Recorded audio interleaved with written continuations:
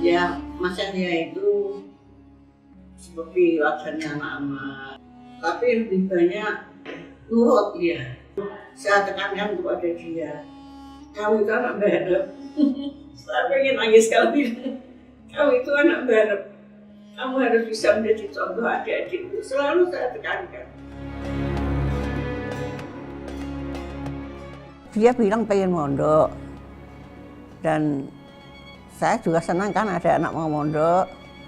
Nanti dulu saya bilang kelas 1 dulu di sini, kelas 1 SMP di sini. Kemudian sesudah kelas 1 SMP dia sudah bujuk saja pokoknya minta mondok. Bahkan sudah saya izini mondok. Terus ketika mau berangkat, dia itu bonceng Mas Misananya, sepeda motor jatuh, kakinya luka, kena knalpot. Sudah saya periksakan ya ke puskesmas gitu saja. Itu dilarang jangan sekarang, besok saja kalau sudah sembuh nggak mau. Enggak Bu, saya malu. Saya sudah pamit sama Kiai Fauzan. Kiai Fauzan itu juga gurunya ngaji. Saya sudah pamit sama Mbah Ngaspani, juga gurunya ngaji. Saya malu Bu, saya sudah disangoni apa kok. Jadi ya berangkatlah dengan kaki yang borokan itu. Padahal ya masih kecil, masih kelas 1 SMP, sebenarnya saya tidak tega. Enggak pernah mbok-mboken dia itu. Dia itu kalau mau pulang, kan saya ada anak di pondok mau pulang, terus saya masak yang enak-enak gitu toh. Untuk dia, maksud saya, mumpung dia pulang, saya masakan ini. Dia nggak mau makan di rumah kok. Aku sambil dorongan saja Bu, di pondok. Dengan temannya akrab itu dulu namanya Muhaji. Pada waktu dia ikut tes masuk UGM itu ya, itu kan dulu pengumumannya di koran itu. Waktu itu saya sedang di Solo, sedang ada hall Mbah Buyutnya Solo itu. Saya lihat kok ada namanya Yahya.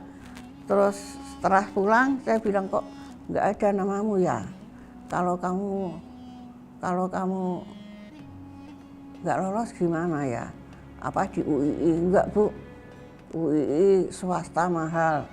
Adik saya banyak. Dia bilang begitu. Kalau nggak lolos gimana? Kalau nggak lolos ya mondok ngaji. Dia bilang begitu. Terus ternyata setelah dicari, ibu nyari namanya Yahya ya? Iya nggak ada. Wah ada gini, mana? Ya ini, YT Stakuf.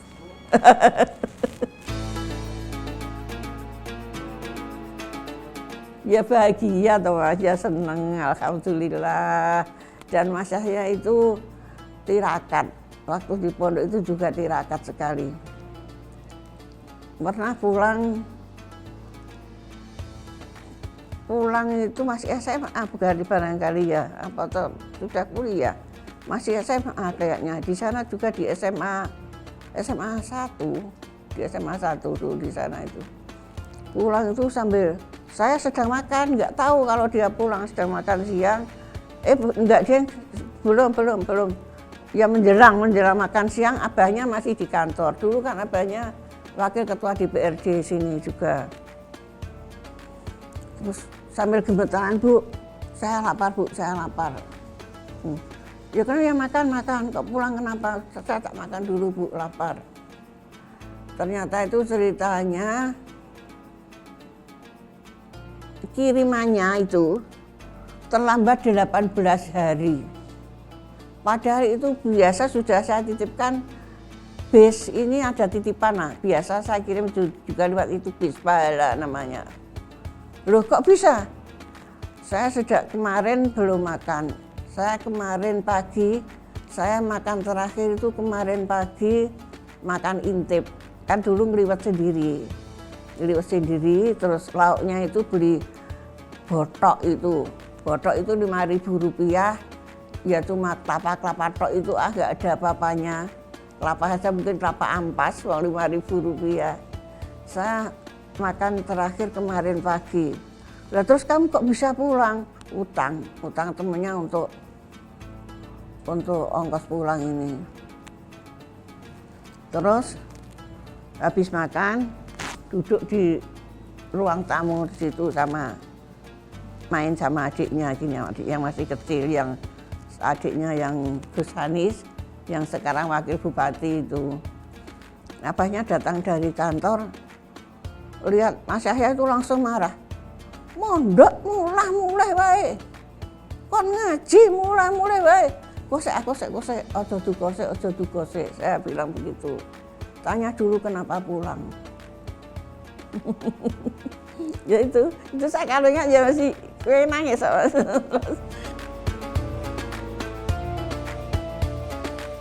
Enggak pernah sih, dia enggak pernah cerita. Tapi kelihatannya dia memang mengidolakan abahnya dan Gus Dur. Ingin seperti abahnya, ingin seperti Gus Dur. Padahal itu kan kuliahnya nggak sampai selesai tuh Mas. Ya, hanya pada skripsi, terus katanya pembimbingnya ke luar negeri, ke Australia bagaimana gitu, sehingga lama nunggu nggak datang, terus akhirnya dia pulang. Terus saya bilang, kenapa nggak kamu selesaikan? Alah, Gus Dur itu mboten rampung kuliah kok Bu. Sudah mengidolakan Gus Dur waktu itu. Yang dilalah kok terus dijadikan juru bicaranya itu. Ya jadi juru bicara Gus Dur itu, saya kok ya merasa bangga ya enggak.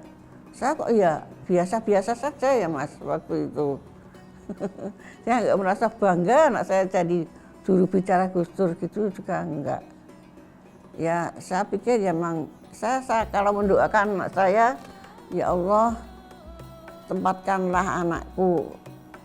Kalau saya berdoa itu bahasa Jawa Mas, mungkin bisa ditangkap ya. Ya Allah, mugi panjenengan toto panjenengan pernahaken anak-anak kula sedaya dados tiyang ingkang manfaat, ingkang maslahah, ingkang barokah. Jadi menurut saya, anak saya itu jadi apapun yaitu pilihan Allah. Karena kalau saya mendoakan semoga Allah menjadikan anak saya menjadikan orang yang manfaat.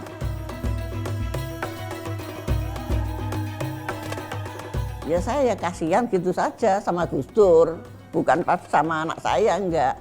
Pada waktu anak saya, yang saya deg-degan itu pada waktu anak saya, apa ya itu? Yang mengumumkan, saya bilang kamu kok mau? Kan banyak juru bicara yang lain. Lah yang lain-lainnya enggak berani kok. Yang lain-lainnya enggak berani kok. Ya sudah saya yang berani, ya Allah alhamdulillah. Diparingi selamat, saya bilang begitu.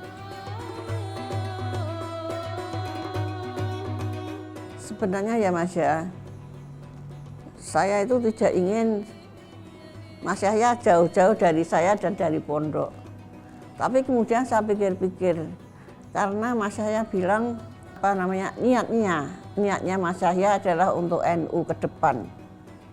Jadi saya lepas dia dengan rela, dengan ridho, bahkan saya doakan mudah-mudahan apa yang menjadi hajatnya Mas Yahya, yang menjadi maksudnya Mas Yahya itu diridhoi oleh Allah Subhanahu wa Ta'ala, karena niatnya baik. Dia bilang saya bukan ingin jabatan, dan karena bilang niatnya untuk khidmah kepada NU, saya lepas dengan rela Mas, dengan doa.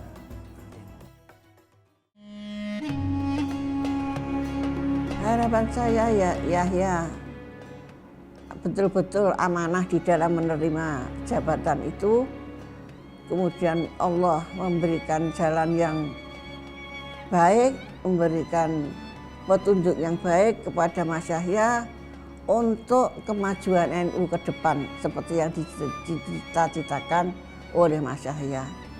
Sehingga Mas Yahya betul-betul tidak menjadi ketua umum PBNU itu betul-betul menjadi orang yang bermanfaat dan barokah untuk semuanya. Untuk NU, untuk umat, untuk bangsa. Itu selalu harapan saya, Mas. Sudah saya katakan tadi bahwa anak saya itu jadi apa saja, saya itu menganggap itu adalah pilihan dari Allah. Jadi apapun harus rela. Itu 3 hal yang selalu saya pegang, Mas, di dalam hati saya itu, yaitu sabar, syukur, dan ridho. Itu silahkan diterjemahkan sendiri. Sabar, syukur, dan ridho. Sabar dalam keadaan apapun, syukur dalam keadaan apapun, ridho menerima kodoknya Allah.